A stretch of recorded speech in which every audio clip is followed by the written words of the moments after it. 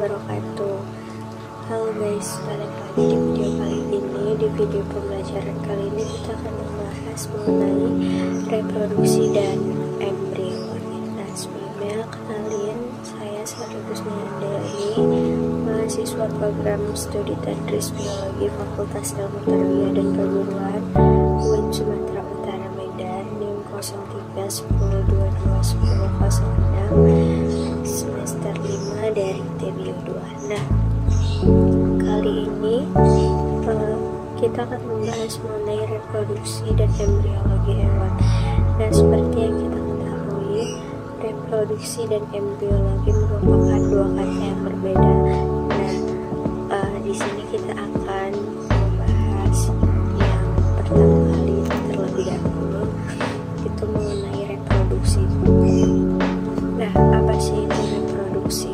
Nah, reproduksi itu merupakan proses biologis yang dilakukan oleh makhluk hidup untuk menghasilkan keturunan sehingga satu spesies tetap dapat bertahan hidup dan menghasilkan regenerasi baru. Kan kita udah nemuin tuh yang reproduksi secara garis besarnya tadi. Di sini kita membahas mengenai reproduksi hewan. Proses reproduksi hewan itu seperti pengertian sebelumnya, bahwasanya itu menghasilkan keturunan yang berarti merupakan perkembangbiakan. Nah, dapat disimpulkan atau dapat kita artikan reproduksi hewan itu merupakan perkembangbiakan pada hewan yang terjadi secara seksual maupun aseksual. Reproduksi. Nah, jadi kan reproduksi ini terbagi menjadi dua, reproduksi seksual dan reproduksi aseksual. Nah, kalau secara garis besar, reproduksi seksual itu merupakan reproduksi yang melibatkan penggabungan informasi genetik. Penggabungan informasi genetik yang dimaksud itu seperti menggabungkan antara dua individu yang memiliki jenis kelamin yang berbeda. Contohnya itu seperti laki-laki dengan betina. Dan reproduksi seksual ini terjadi ketika sel telur betina bertemu dengan sel sperma jantan atau laki-laki, lalu meluruhlah dan membentuk seperti zigot atau regenerasi yang akan menjadi regenerasi baru tersebut. Nah, sedangkan reproduksi aseksual merupakan reproduksi yang dilakukan tanpa perguruan sel telur dan sel sperma, sehingga semua gen pada individu baru berasal dari satu induk saja atau satu genetik saja. Nah, karena tadi kita bahas mengenai reproduksi dan embriologi, khususnya pada mata kuliah reproduksi dan embriologi hewan. Nah, kita akan mengenai hewan yang kita akan mentelaah lebih dalam mengenai reproduksi dan embriologi hewan. Nah, tadi kan dibahas bahwa reproduksi itu terbagi menjadi dua, seksual dan aseksual. Kalau pada hewan tingkat rendah, mereka dapat bereproduksi secara seksual dan aseksual. Nah, sedangkan hewan tingkat tinggi itu hanya bereproduksi secara seksual. Reproduksi seksual hewan. Nah, perkembangan secara seksual pada hewan tingkat tinggi ini melibatkan alat reproduksi sel gamet jantan dan sel gamet betina serta proses pembuahannya. Biasanya pembuahannya ini terbagi menjadi dua jenis, yaitu pembuahan secara internal dan secara eksternal. Pembuahan internal ini di mana sel sperma itu masuk ke dalam saluran reproduksi betina dan mengalami fertilisasi dengan sel telur. Nah, contohnya itu pada hewan vertebrata atau hewan tingkat tinggi. Nah, kemudian pembuahan secara eksternal. Nah, pembuahan secara eksternal ini biasanya itu terjadi ketika sel telur dilepaskan oleh si betina dan dibuahi jantan di lengkung sekitarnya. Contohnya itu seperti katak. Nah, setelah terjadi pembuahan atau fertilisasi tersebut, nah itulah maka akan terjadinya atau terbentuknya zigot yang kemudian berkembang menjadi embrio. Nah, perkembangan dan kelahiran embrio pada hewan sendiri itu dapat terjadi melalui seperti beberapa tahap, yaitu vivipar, ovivar, dan ovovivipar. Nah, di sini saya akan ngejelasin sedikit atau ngedeskripsiin istilah dari kayak ovipar, vivipar, serta ovovivipar. Nah, yang pertama itu ovipar. Ovipar itu merupakan ataupun bertelur. Nah, ovipar adalah hewan yang meletakkan telur di luar tubuhnya. Kemudian embrio berkembang di dalam telur dan memperoleh sumber makanan dari cadang makanan yang ada di dalam telur. Nah, misalnya itu ada contohnya itu ada di ikan, burung, kemudian amfibi dan sebagian reptilita yang lainnya.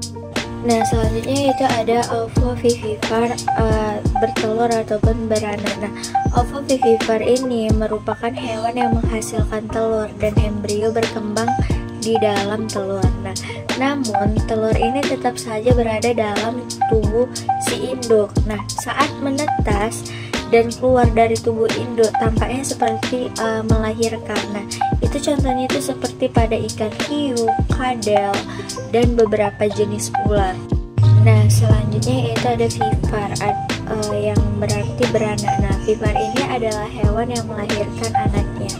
Embrio itu berkembang di dalam tubuh induknya dan mendapatkan makanan dari si induknya dengan perantara plasenta ataupun sering disebut plasenta itu sering disebut dengan yang namanya itu ari-ari.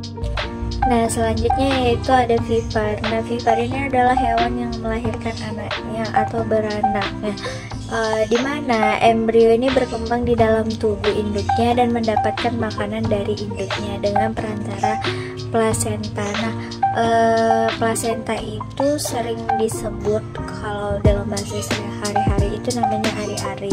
Misalnya itu ada seperti pada manusia dan hewan menyusui lainnya, seperti kambing, kemudian sapi ataupun juga kerbau.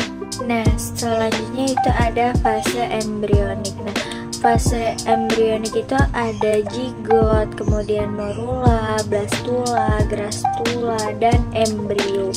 Nah, zigot itu merupakan hasil peleburan antara sel telur dan juga sel sperma. Sementara morula itu zigot yang mengalami pembelahan dari 2 menjadi 4, 8 sampai ke 16. Terbentuk sebuah bola seperti buah arbei atau buah beri. Nah, kemudian itu blastula. Nah, blastula itu morula yang terus membelah dan mengalami pergeseran sampai di tengahnya itu seperti ada cekungan yang berisi cairan atau blastozoel.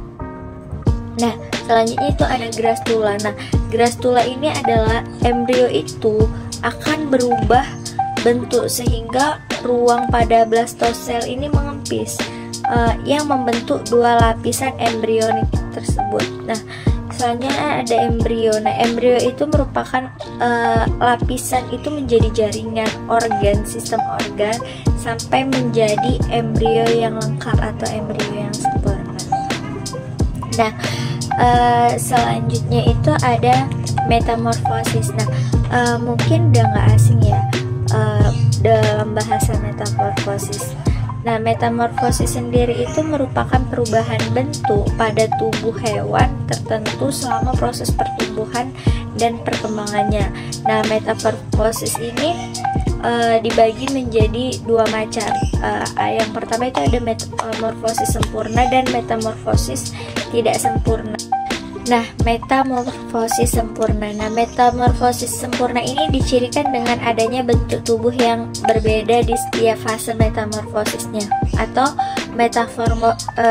metamorfosis yang terjadi secara lengkap. Contohnya itu ada seperti pada nyamuk, kupu-kupu, katak, dan juga lalat. Nah, selanjutnya itu ada metamorfosis tidak sempurna. Nah, metamorfosis tidak sempurna ini ditandai dengan adanya bentuk tubuh yang sama, tapi ukurannya itu berbeda-beda pada salah satu fase metamorfosisnya. Nah, contohnya itu ada seperti pada jangkrik, kecoa, dan juga capung. Nah, di sini kita ambil contoh metamorfosis sempurna itu pada kupu-kupu ya, dimana telur itu berubah menjadi larva atau ulat, kemudian menjadi pupa atau kepompong, dan kemudian menjadi imago atau dewasa. Nah, sedangkan pada metamorfosis tidak sempurna, pada kecoa dia hanya dari telur berubah menjadi nimfa, kemudian menjadi imago ataupun menjadi dewa. Nah, selanjutnya kita akan membahas mengenai reproduksi aseksual hewan. Nah, kalau tadi seksual udah kelar, kita lanjut di reproduksi aseksual pada hewan. Nah, reproduksi aseksual pada hewan ini sering terjadi pada hewan tidak bertulang belakang atau invertebrata. Nah, yang terbagi menjadi beberapa jenis, seperti ada pembelahan biner, pembentukan tunas, fragmentasi, serta partenogenesis. Nah, yang pertama itu ada pembelahan biner. Nah, pembelahan biner ini merupakan pembelahan yang melibatkan pemisahan dari sel tunggal menjadi dua, di mana pembagian nukleus sama dengan diikuti oleh organel-organel lainnya. Nah, selanjutnya ada yang namanya pembentukan tunas. Nah, pembentukan tunas, proses terbentuknya tunas kecil atau yang serupa dengan induknya itu dari tubuh induknya. Kemudian tunas tersebut memisahkan diri dan menjadi individu baru. Nah, selanjutnya ada fragmentasi. Nah, fragmentasi ini di mana individu baru yang terbentuk dari bagian tubuh induk yang terbagi-bagi ataupun dari bagian induk yang terputus, baik sengaja ataupun tidak sengaja. Nah, kemudian bagian tersebutlah tumbuh dan berkembang membentuk individu baru. Selanjutnya yaitu partenogenesis. Nah, partenogenesis ini merupakan perkembangan sel telur menjadi individu baru tanpa melalui fertilisasi. Individu baru ini merupakan individu haploid ataupun memiliki setengah jumlah daripada kromosomnya. Oke, baik. Nah, selanjutnya di sini kita akan membahas mengenai embriologi. Nah, apa sih embriologi itu secara garis besarnya, teman-teman? Nah, embriologi itu atau ilmu embrio merupakan bidang ilmu yang mempelajari bagaimana sel tunggal ini dapat membelah dan berubah selama perkembangan untuk membentuk organisme multiseluler. Nah, terdapat 3 masalah nih, masalah penting sebenarnya sehubungan dengan pertumbuhan dan perkembangan zigot. Nah, yang pertama yaitu perbanyakan sel zigot. Perbanyakan sel zigot melalui meiosis yang terjadi secara cepat dan berulang-ulang, atau pembelahan, segmentasi, morulasi, dan baskulasi. Nah, yang kedua yaitu penyusunan sel-sel hasil pembelahan segmentasi zigot menjadi 3 lapisan, yaitu seperti lembaga primer, ektoderm, ectoderma, dan mesoderma. Nah, yang ketiga yaitu diferensiasi lanjut. Ketiga lapisan lembaga primer yang sudah terbentuk untuk membentuk jaringan organ dan sistem organ yang berasal dari ekto, ento, dan endo ataupun gabungan dari ketiga-tiganya.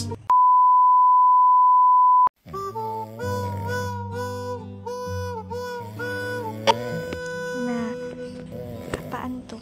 Pasti kalian bingung ya kan? Nah, di sini aku kasih salah satu contoh nih dari ilustrasi proses pertumbuhan atau perkembangbiakan ayam. Nah, kalian boleh lihat video ini untuk kita bisa lebih paham dalam mendeskripsiinnya. Nah, jadi di sini tuh mulai dari pembentukan telur sampailah telur itu keluar dari induknya. Kemudian itu di dalam telur itu anak ayam itu ataupun embrio itu berkembang sampai menjadi anak ayam dan menjadi ayam yang dewasa setelah telur itu lepas dari cangkangnya.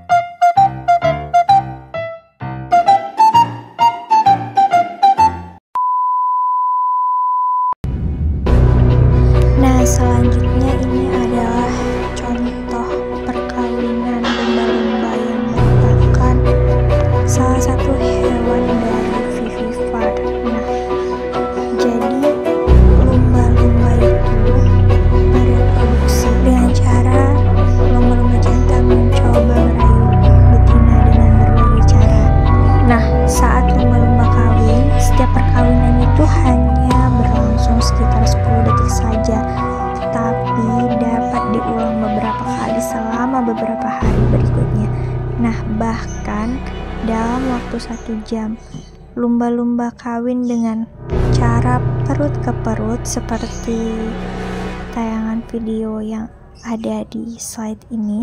Dan setelah si jantan ataupun kedua lumba-lumba ini kawin, si jantan itu akan pergi untuk mencari pasangan baru, sedangkan si betina